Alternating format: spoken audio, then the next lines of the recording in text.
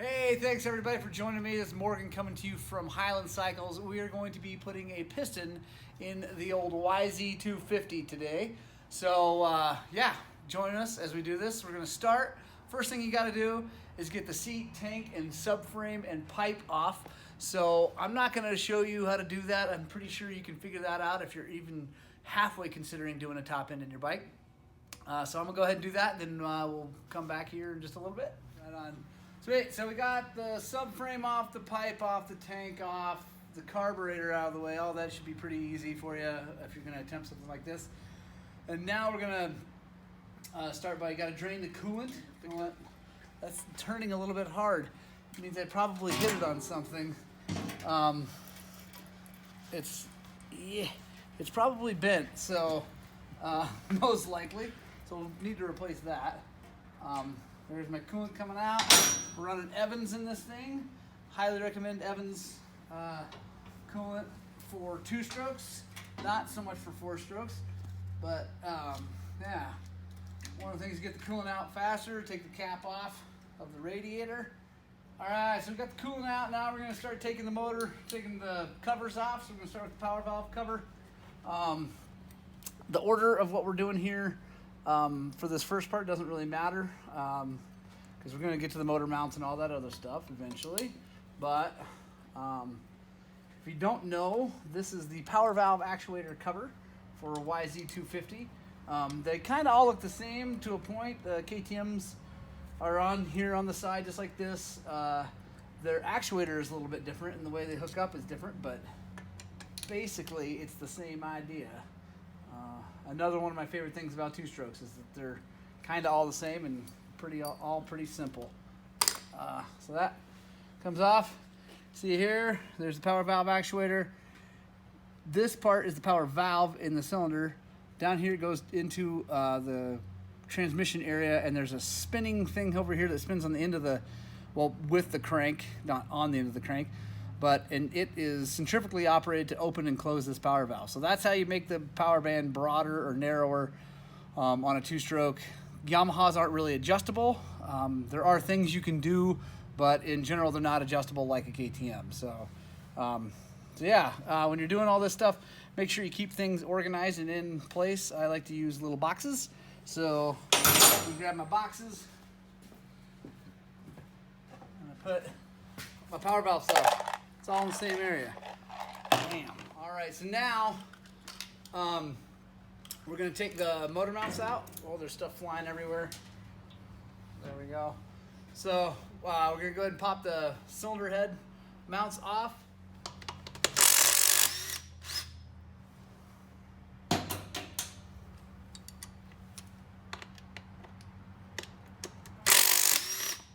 Again, I like to keep all this stuff organized so that I don't forget things. So I just come right back off, put these back all where they go.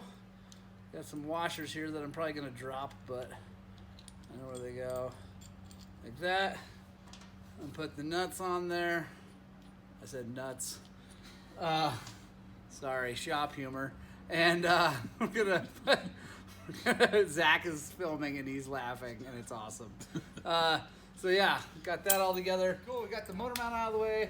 Now we're gonna get the spark plug out of the way, which I'm pretty sure everybody can do without problem. At least, again, you ought to be able to do it if you're gonna bother trying to do a top end. I run a BR8 EIX. There's the iridium tipped BR8 plug. No real reason other than I think it's supposed to be good. Here. That is what she looks like, running an Electron from sea level all the way to 13,000 feet over the last 90 so hours. Not bad, a little bit rich. Could probably clean that up a little bit if I were jetting the bike, but never fouled, so it worked good. Now we're gonna take this other coolant hose off. Hello. Get it out of the way.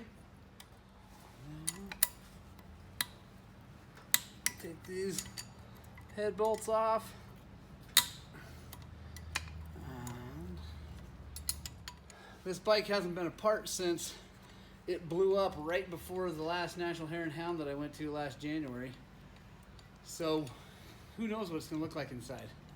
Hopefully we'll be able to put the new piston in it and go back to work, but there's a chance that the cylinder might be messed up too. So little cajita, which is small box in Spanish. It's also a Spanish lesson here with Highland Cycles. Cajita. The time might need to do a little bit of persuading. There we go. Careful of these little guys. Like that, because you don't want them going down in there and maybe ending up in the bottom end of the motor. It'd be pretty tough in this situation, but actually in a two-stroke, it still can because there's ports on the sides of these cylinders. So there we go.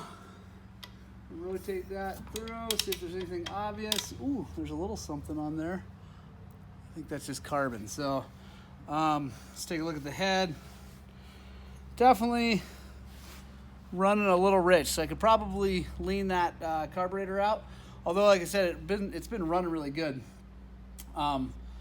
Although it is the high velocity Electron, and I honestly don't like it as much as the Legacy Electron. You can go back and watch our Electron live show about that if you want, but excuse me, the high velocity did this because I didn't tune it. I just put it on and maybe turned the rod a little bit to dial it in a little bit, whereas the Legacy never did this to any bike I had it on. So there you go. That's what a high velocity Electron can do if you don't have it tuned quite right. So we'll fix that before we put it back together. There is the piston, definitely rich. So yeah, that's a good thing to know. Now we're gonna figure out we're gonna dial that in better, make the bike run a little bit better. And there's a little hole in your YZ, if you own one, came with a little tool that goes right in here so that you can hold that while you undo it. But like I said, something that's a pick that I used on all this stuff. You know, try to be careful not to drop things. Worst case scenario is you gotta take more of the motor apart, so it's not the end of the world. Gonna grab our 14mm wrench and start taking the cylinder bolts loose. And there we go. In the cajita.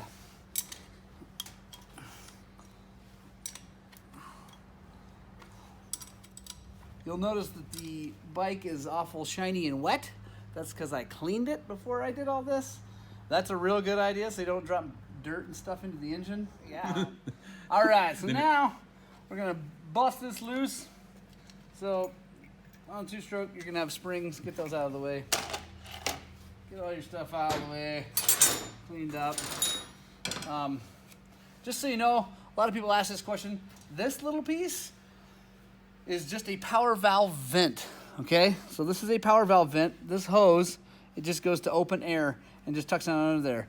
On YZs, when the top ends start to wear out and you get some hours on them, they'll start to spooge more out the back.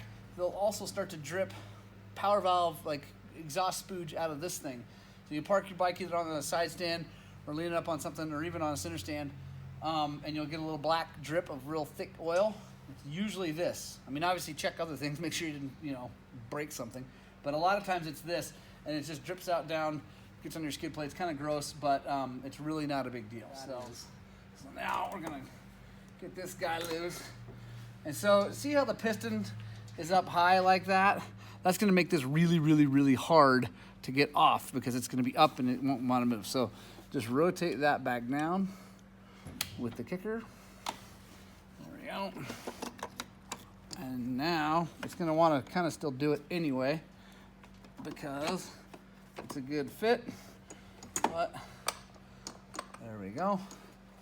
Now we're gonna go off carefully that way, or however you want to do it. And now we got the cylinder off. We're gonna look into it really good. I'm gonna clean it really well, and then I'll get you some more video of what that looks like. Right now, it's looking pretty good. Like, we're not gonna have to do anything to it other than clean it up and slap a new piston in it. Take a look here. Next thing to do here is get this rod, and you want to pull up and down on it. And hopefully it's like this, and it doesn't go up and down at all once it's already at the top. You don't want to feel any play up and down. Now, side to side is normal. You're gonna get some of that, okay? No matter, I mean, even brand new cranks do that, but you can't have any up and down. So this one's looking really good. I'm gonna go get some rags and stuff like that, and we'll show you how to get that thing off of there and move forward. We got everything off, did some cleaning on the thing. A good tool for cleaning the gasket material off is a razor blade, and you just kind of get in here and be really careful. Try not to get things down inside the motor, because obviously that's bad. But now we're gonna take the piston off, and you don't want anything going down in there. It's not the end of the world if it does, but it does mean you get to split the cases. So that's not that much fun if you don't have to. Maybe we'll do a video on that some other time, but today we are shooting for just doing a top end. So a pick, you come in here, and yeah, come on over here, Zach. So what's holding this whole thing together are these little circlips that are right there. So what we're gonna do is this, and the reason we put this rag down here is we're gonna get in here and we're gonna peel that circlip out of there. And there we go. So now you got to get the pin out, and you want to be careful. You don't want to beat on it because you don't want to push on the rod. So it's being kind of tough right now. So I'm going to come over here and I'm going to try to push her out. There we go. And it's not. There we go. That is probably a byproduct of this piston being in there a little too long, but there we go. It's all right. It flew everywhere, but again, that's why we have this here. Haha, safety. So take the top end bearing out. We're gonna look at it. You wanna inspect this area, make sure it's not any grooves or anything weird. Looks good to me. So we can put a new bearing in it. Something about the YZ. Hey, this is cool. If you guys remember, a picture from a little while back on Facebook, is a piston that looked just like this, only had cracks going through here. That was the last piston that came out of one of my bikes, and I put too many hours on. This one, looks like I did it at the right time. So that's good. Looks pretty good. Getting some blow by here. So we're probably losing a little compression there, and over here. But really, the piston looks pretty good, other than being on the rich side. And again, rich is safe, so that's okay.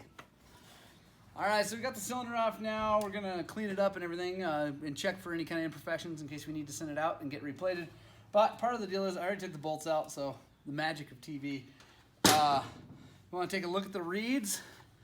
And the biggest thing with reeds, or one of the, I should say, the things with reeds is, take all this junk out. You want to look in there and see if you can see any light. And no, you can't. So that's a good thing. That means the reeds are sealing, because this edge is that sealing is a super duper important part of the way your two-stroke runs. That keeps the fuel air charge in the cylinder as the piston comes back down and forces it up into the top of the cylinder to be compressed and combusted. So yeah, reeds are super important. Yamahas come with carbon fiber reeds. Actually, I think all the KTMs come with carbon fiber reeds now. That used to be this big upgrade deal, but now you get them stock, even on an old 07. So. All right, cool. We got the cylinder off. We got the piston out.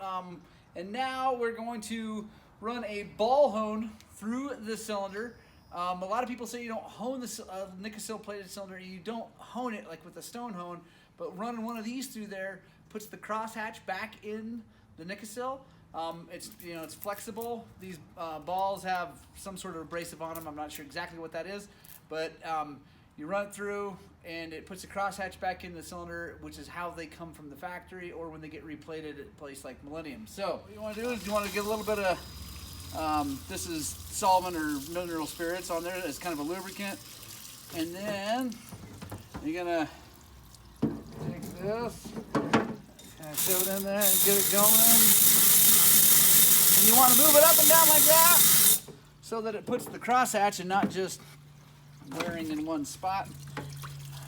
And so we're gonna go back again. Looks like it's still a little bit of kind of discoloration right there, but no scratches, which is good. So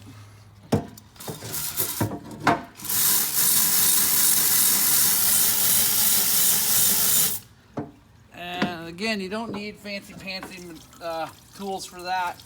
The drill works just fine. If you don't have a ball hone, you can buy them pretty cheap. They're like 50 bucks, or you can borrow one. Or if you come to Highland Cycles and you bring me a cylinder that just needs to be honed like that, we do that for free. So if you bring me a cylinder, I'll splash a hone through it for you, get that crosshatch back in there, and you'll be ready to go. So yeah, now we're gonna clean up the gasket surfaces and all that and get this thing ready to go back on. So we're getting ready to put our piston on the connecting rod, but first thing we want to do is check the ring in gap. That is the gap that is between these two ends when it's installed in the cylinder. Most of the time, these things show up just fine, but you definitely want to check it. So what you want to do is take the ring, put it in, and then, you know, you're looking at the gap there. Of course, it's like, oh, it's big, whatever, but it's not straight. So to get that thing straight up and down in there, you can take the new piston, and since it kind of only goes in straight up and down, go like that, then you can look and see the end gap. So the problem is if that gap is too small, when this bike fires up and gets warm, those ends will grow, the metal will grow, and the ends will come together, and as soon as they touch, you seize this thing. Now it might not stop the motor right away, but as soon as those things are actually touching, it's gonna score the cylinder, which is obviously bad. So there's an amount of gap that you're looking for. Like I said, I'm looking for about 10 thousandths, which this has. It's all good. So we're gonna take this one out. With that, we're gonna check the other one.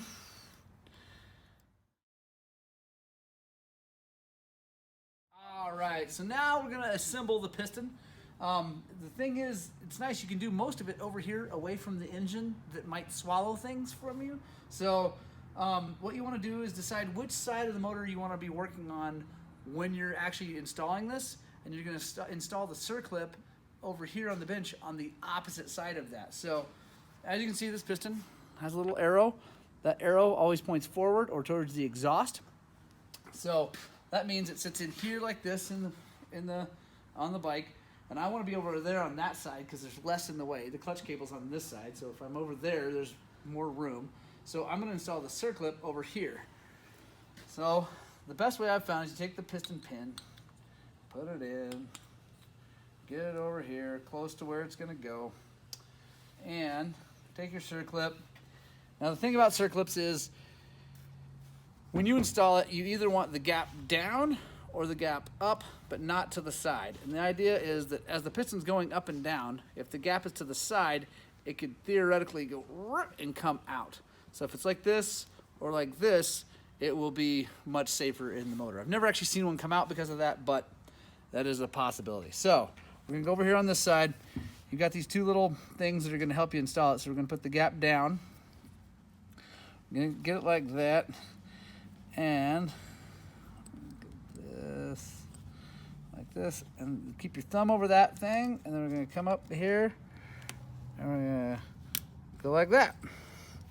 You're gonna check, make sure it's in its little home.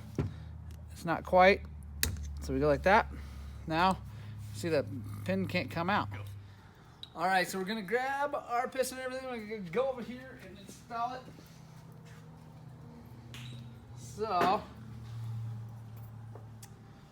the thing, again, you wanna make sure you have a rag covering up the holes so nothing goes down inside the motor.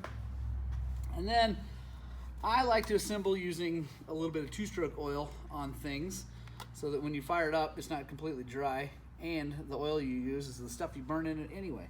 So cap works good so you don't use too much. New top end bearing, dribble a little bit of that on there. Don't need to go crazy.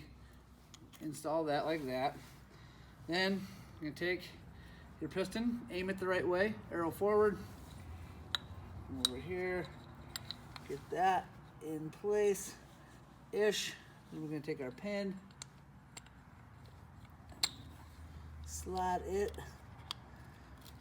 until it goes in, nice and good. All right, now we're gonna take our clip, kick her out of the way. We're gonna install this clip just like we installed the last clip. Okay. In like that. Keep your thumb over that so hopefully it doesn't go shooting around the shop. And get it in. Make sure it's found its home in the gap, and we're good. Now we're gonna put the rings in. The rings, you probably can't see on this video, but they got little, either a letter or a number or something on one side of them. That side always goes up, okay?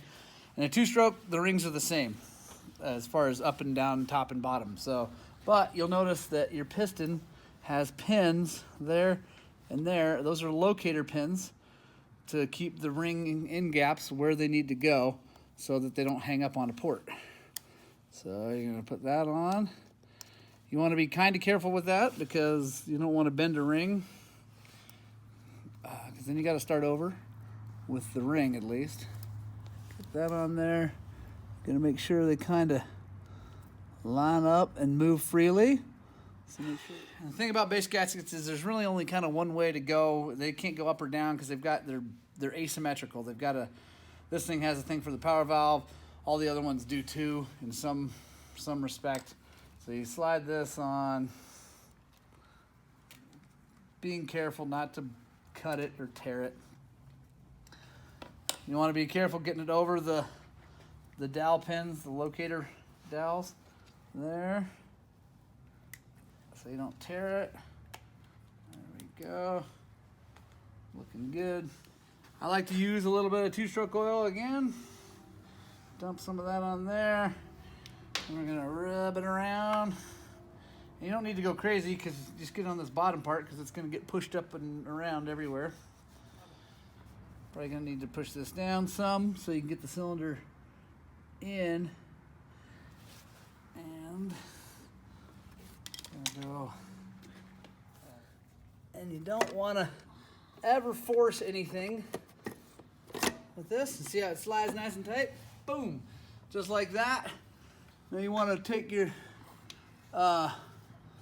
hold down on it so it doesn't push it up. Take your Kickstarter, roll it over, make sure everything's moving nice and free, because even if you did mess something up now, it'd be better to catch it now before everything's all the way back together. Then later we're going to take our, what's this called again? Cajita. We're teaching Spanish too. And everything you do really on the motorcycle in general, you want to always start everything by hand, because that way you keep from cross-threading things, and because you can't really cross it with your hand, but you sure can with a tool. So, all right, now that we got all the base nuts snug down, we're going to tighten them in a crisscross pattern to keep kind of everything normal. Now, I'm sure there's a torque spec for these, and I'm sure there's some freaking tool that someone like Jeff Slavens might have, and I'm sure some of you are going to chime in and say, oh, you got to use the anyway. We're going to do it the way I do it, the way most mechanics do it, because it's a two-stroke. It's less important that everything be perfectly torqued, because there's not a whole bunch of spinny things up here that can get out of whack if things are not torqued right. There's just a piston jumping up and down. It's the beauty of the two-stroke. So, but we are going to do it in a crisscross pattern. So come over here. We're going to take this one. We're going to get it nice and tight. And the thing about a Yamaha, the base gaskets are nice and thick, so you can kind of tighten down pretty tight. And there you go. That's the perfect torque, I'm sure. So then we're going to crisscross the other side.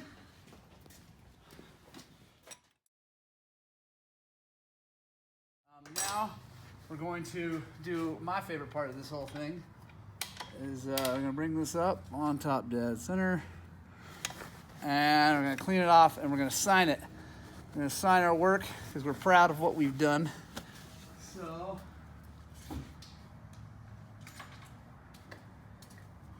grab the old Sharpie.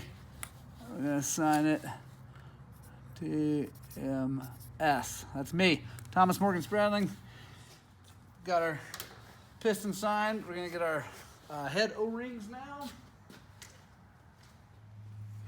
It should fit nice and easy. I'm going to go inside like that. All right, now it's time to take our head, which we cleaned, made nice and shiny, and we're gonna put it on there. Now, some of you guys might be going, "Oh, shouldn't you polish that?" And there's lots of things you can do for performance purposes, like polishing the head, porting, things like that. That's not what this video is about. This video is just about putting a top end in a bike. We can make other videos about performance work if we like, but today we're just talking about putting a piston in a two-stroke. So, take our head. It's pretty obviously which way it goes because of, well, we knew we just took it off, but also there are these little locating pins. You want to make sure they line up. Also keep an eye on those when you take things apart. Sometimes they fall out. They are separate. So you put that on there. Now we're going to take our copper washers. Top end kit did not come with new ones, otherwise I'd put them on there, but they're nice and thick, so we can reuse those. No big deal.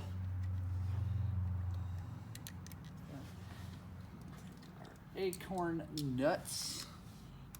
Again, run them on by hand so that you don't cross thread anything. All right, now we got our head nuts on, just snug down with our fingers to make sure we don't cross thread anything, and then we're gonna tighten them up. We're gonna tighten them in a crisscross pattern. And again, I'm not gonna use a torque wrench because you just don't need to. If you aren't confident in your ability to not strip or break things, maybe you should use one. But the beauty of a two-stroke is this cylinder head doesn't have a cam spinning in it, so it's not as important for it to be perfectly flat. The other thing is it's got O-rings instead of a head gasket, so they make up any kind of difference there too. So we're gonna get them tight, we're gonna cross over.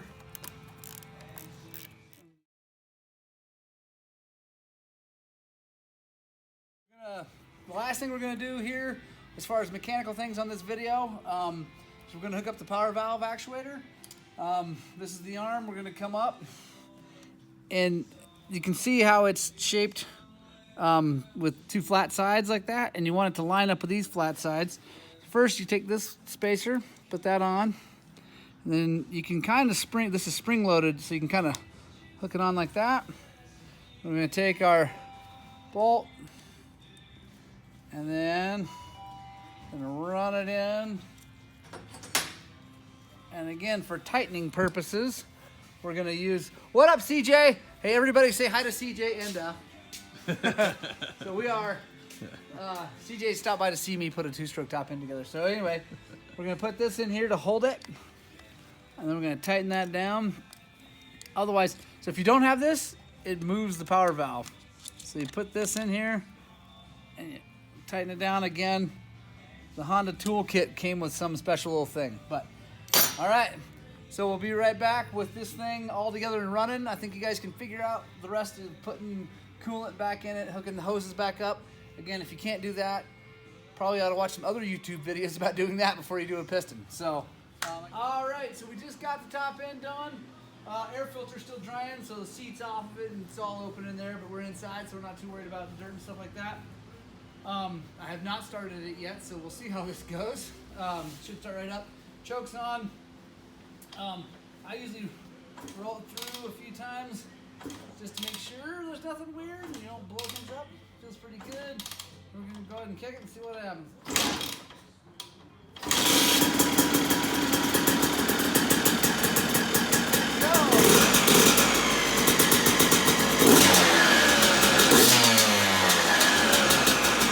Hey guys, thank you for watching our YZ250 top end video. Really appreciate you guys sticking around to the end. I hope it was informative. I hope you got something out of it. We're just trying to get the word out there, trying to spread the gospel of two wheels and keep you guys all riding. If you want to support us, like this thing, subscribe to our YouTube channel, follow us on Facebook, do all those things on the socials. We're on Instagram at Highland Cycles, Facebook, just facebook.com Highland Cycles, youtube.com Highland Cycles. Follow us. That would be the biggest thing that you could do for us. If you want to buy stuff from us, that's cool too. But if not, we just hope to get the word out to keep you guys all riding your dirt bikes.